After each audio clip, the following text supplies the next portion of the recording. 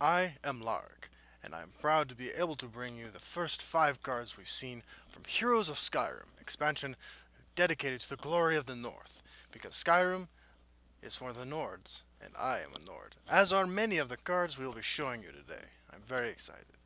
The first card we will be looking at is a card that is a little bit confusing. I have to admit, I do not quite understand what this card does yet, because it creates tokens that we do not yet have. This card is a land divided. It says fill the left lane with Stormcloak aggressors and right lane with Colovian troopers. Now, Colovian troopers are 2/2 creatures with guard, so already for 8 magicka you are getting 8 attack value and 8 defense value, which is more than enough to crush our enemies. However, whatever Stormcloak aggressors are, we are also going to be getting 4 of those. In an ideal situation where we have nothing on board already. Stormcloak aggressors could be anything, and I would be excited because the power level of this card is almost unparalleled at this point. Compare it, if you will, to Taurus Reaper Spawning Pit, the reward card from 2 months ago now. Been a while since I played. That card was 10-8 as far as attack and defense value for 10 magicka, plus -1/-1 situationally useful. This card has potential to be much, much more powerful. I'm very excited to see what this card does. We are, of course, going to be moving on to even more exciting cards, however, as we go on. And honestly, that card is more than likely not going to be creating new archetypes, unlike some of these other cards.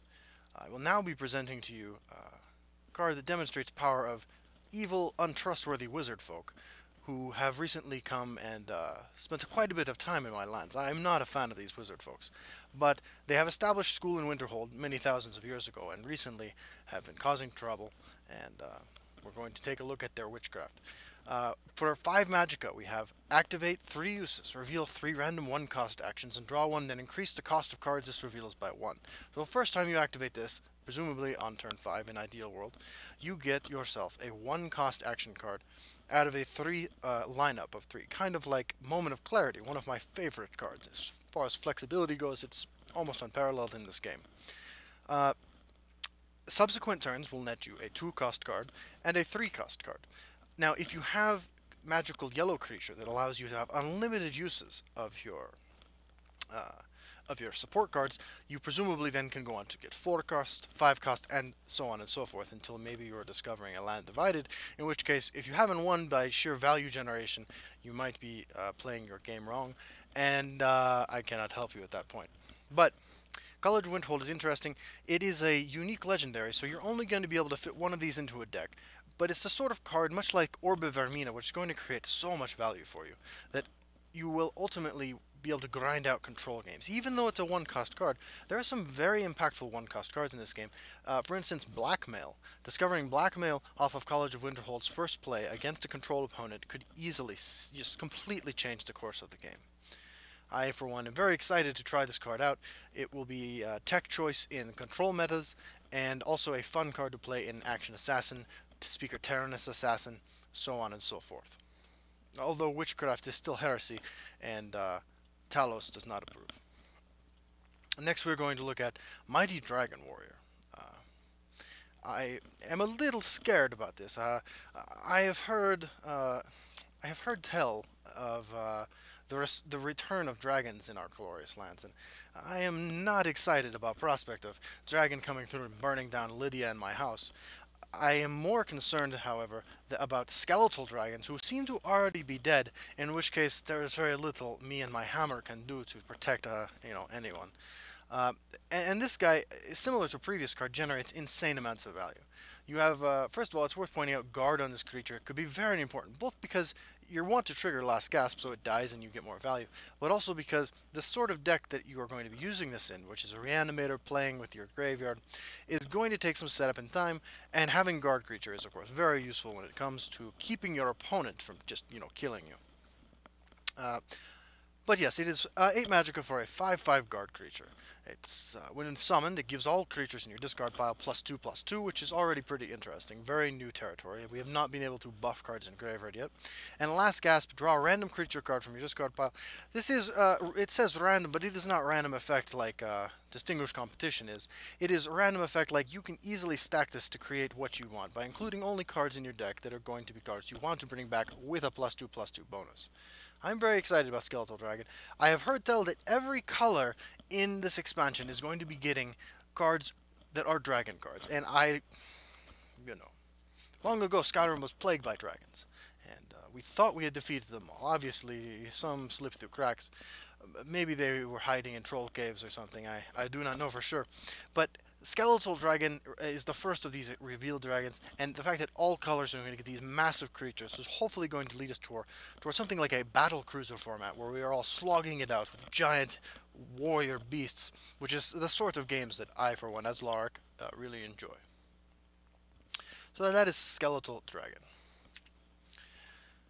We have a few cards left to look at. Next is going to be a friend of mine, Brynwolf.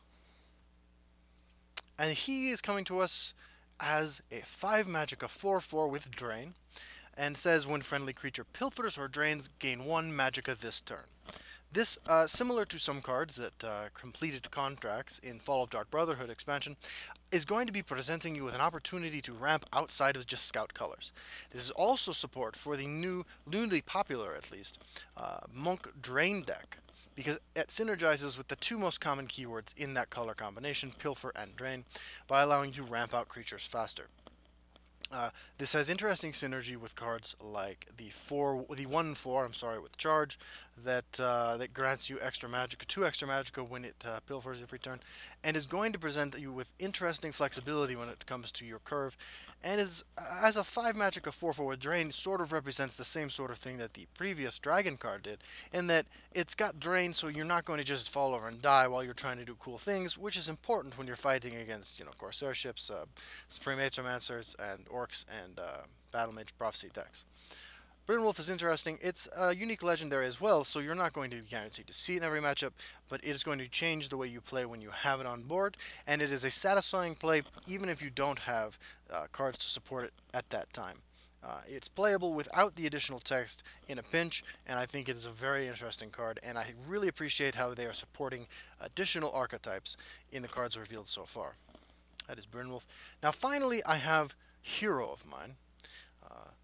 Firm believer that Skyrim is for the Nords, so without further ado, I bring you Ulfric's Stormcloak, my glorious leader.